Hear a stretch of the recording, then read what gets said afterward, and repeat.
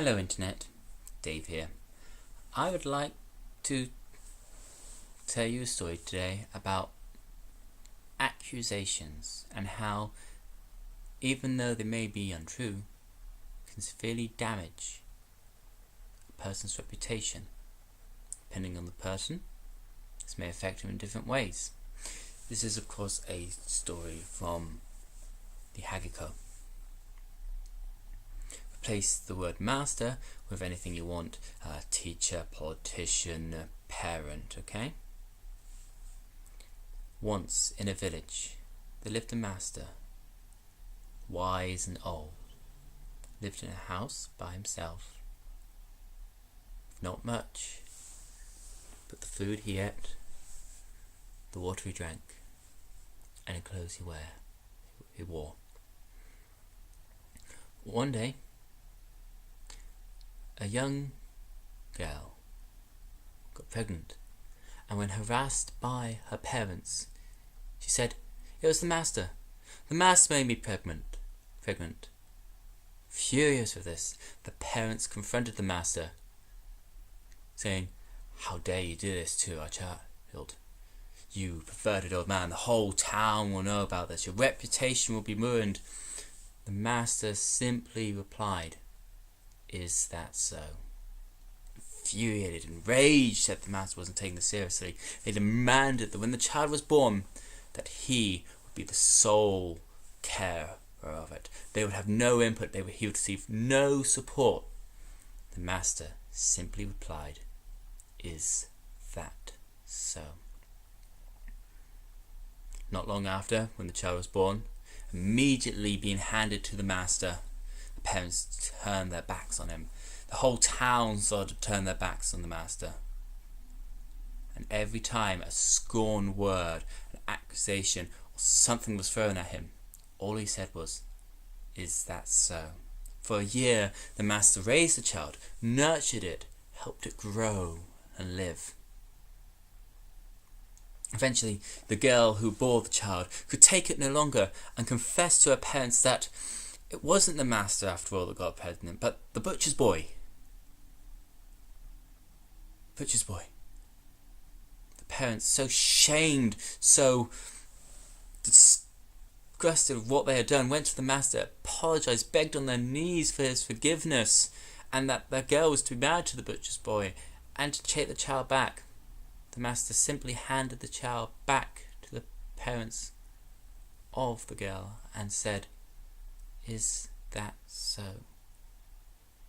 Still, many days after, many weeks after, this had happened, people were still being nasty, still accusing him of the atrocious acts that hadn't expired.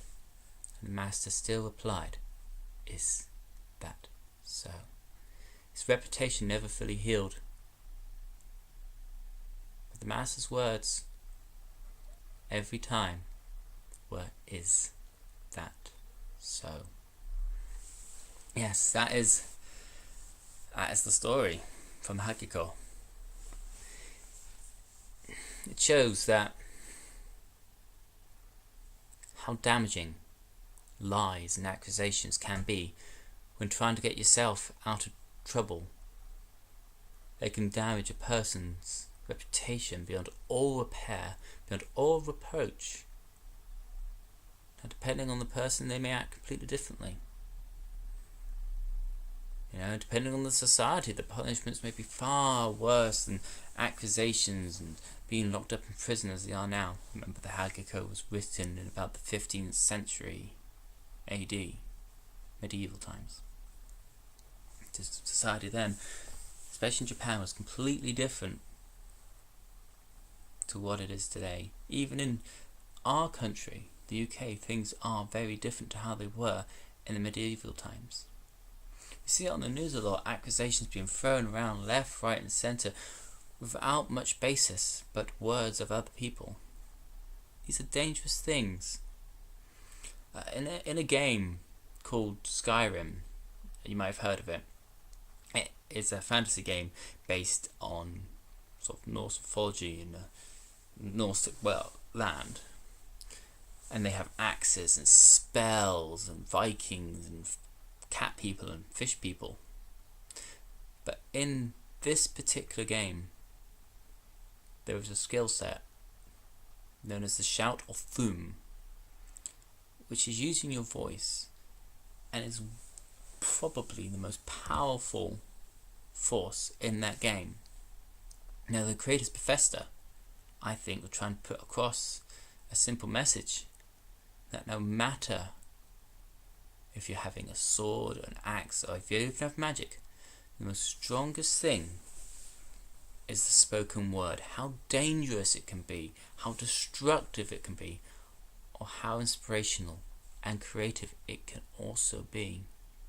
Our words must be chosen carefully when speaking to others, or even to ourselves. Much thought must be taken into our demeanour. There are still many wonders and things that we do not understand about each other, about our own planet, about our own civilization, cultures, religion. Through fear, idle gossip, rumours, and words that are spoken without thought cause the damage and irreparable damage between societies, between religions, between even the same religion can fall out between itself and split apart, creating violence and anger and killing. So much killing for hundreds, if not thousands of years. But nobody can remember why they're fighting. Only that side is bad, or that side is supposedly that, and all from misspoken words. It happens between all of us, between couples, between friends. We say things that we don't mean to and later come to regret. And depending on the relationship between the two people, that can be healed over time. But it will still take a long time for that damage to be undone. Words are power. As in Skyrim, the words of power. We must learn to think before we say anything. How our words are going to affect that person. What reflection is it on us? We must take a good, long, hard look at ourselves in the mirror, and as we draw ever closer to it, we must pass through it without the sound of breaking glass. Now, obviously, I want a massive discussion on this, how we can improve ourselves beyond our current belief system. Beyond our current belief system's the wrong word. See, I've done it just then. I've said a word that I wasn't truly focused on or thought about. It's an example. We need to find a way of doing this together. As a species, as humanity, we are supposed to be the custodians of this planet. Nature gave us a brain for figuring out problems, to come up with solutions. You've come up with many solutions. How to stop predators from eating us, from stopping diseases from killing us, how to increase our production of food and water, how to create energy. How to create energy to power lights and cars and tractors, motorbikes.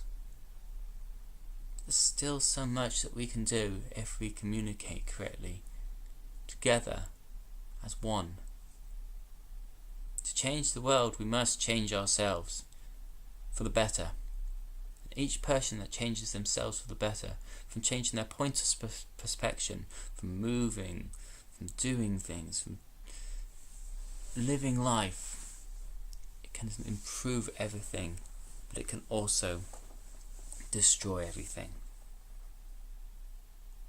I would like to leave you today with a saying, a nice saying that we say here in England. It's also I think in the Bible somewhere. Do unto others as you would do unto yourselves, or treat other people the way that you yourself would like to be treated. Till next time, this is Dave. Knowledge is power. We must use it wisely.